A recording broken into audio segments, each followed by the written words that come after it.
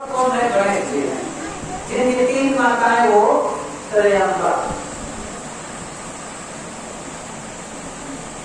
तो त्रयंबकम यजामहे सुगंधिं पुष्टिवर्धनम् उर्वारुकमिव बन्धनान् मृत्योर्मोक्षीयमामृतात्। इस मंत्र का आप जप करिए और हे दधीचि शिव जी को प्रसन्न करिए। शुक्राचार्य का आदेश था। पीछे की कथा में मैंने आपसे निवेदन किया था कि जब भी आप मंत्र जप शुरू करें किसी गुरु की शरण में ही हो, क्योंकि मंत्र जप करते समय कुछ इस प्रकार की शक्तियां आपके आसपास आती हैं, कुछ जप को रोकना चाहती हैं। इसलिए गुरु के शरण में जाकर ही मंत्र जप प्रारंभ करना चाहिए। गुरु मिल चुके हैं शुक्राचार्य और दधीचि ने तप शुरू किया, घनघोर तप किया। भोलेनाथ प्रसन्न हुए, शिव प्रकट हुए और उन्होंने कहा कि वर मांगो। दधीचि ने कहा कि हे देवों के देव, देव देव महादेव करुणा सागर प्रभो स्वतंत्र परमात्मा त्वं परमेशो अद्वयो अव्ययः।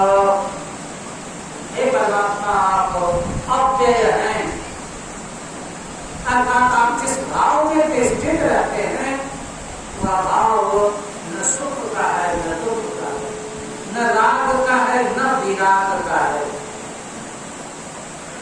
आपको निर्विकार भाव में निर्विकल्प रूप से सदैव समाधिस्थ रहते हैं, स्थित रहते हैं। इसलिए हे भोलेनाथ हमें वर दीजिए, और मेरा वर राग से भरा हुआ है।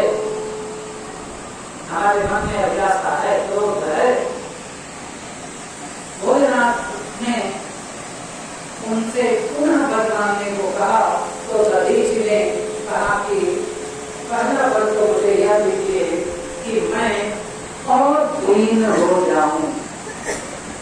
और दीन का अर्थ होता है कि मेरे अंदर से दीनता चली जाए। दीनता आने डर,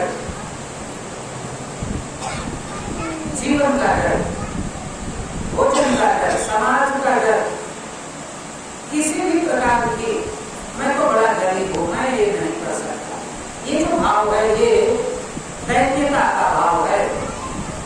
मैं तो विद्वान नहीं हूं, मैं संस्कृत नहीं बोल सकता, विज्ञान का दैन्यता है। इन भावों से परे हो जाऊं। दधीचि ने पहला वर मांग किया, भोलेनाथ ने कहा कि तथास्तु। तब दधीचि ने अपना दूसरा वर मांगा और कहा